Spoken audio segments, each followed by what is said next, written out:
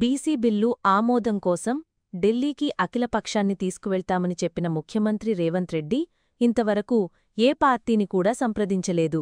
Bill pass చేయడమే కాదు, మేము ప్రధానమంత్రి గారి దగ్గరికి ఒక అఖిలపక్షాన్ని కూడా తీసుకొని పోతామని గౌరవ ముఖ్యమంత్రి గారు బిల్లు పాస్ అవుతున్న సందర్భంలో చెప్పడం జరిగింది.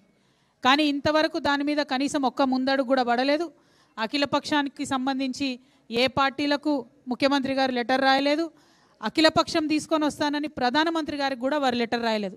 లెటర్ రాయకపోగా మల్లికార్జున్ ఖర్గే గారు, జాతీయ కాంగ్రెస్ పార్టీ అధ్యక్షులైనటువంటి మల్లికార్జున్ ఖర్గే గారు ఇవాళ హైదరాబాద్కు వస్తూ ఉన్నారు.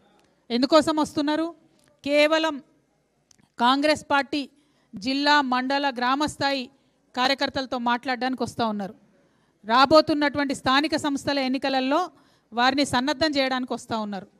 అంటే మీరు తెలంగాణకు వచ్చి ఇక్కడ ప్రజల ద్వారా స్థానిక సంస్థల ఎన్నికల్లో లబ్ధి పొందుదామని చూస్తున్నారు తప్పితే 42% బీసీలకు రిజర్వేషన్ ఇవ్వకుండా స్థానిక సంస్థలకు పోతామని మాత్రం చెప్తలేరు.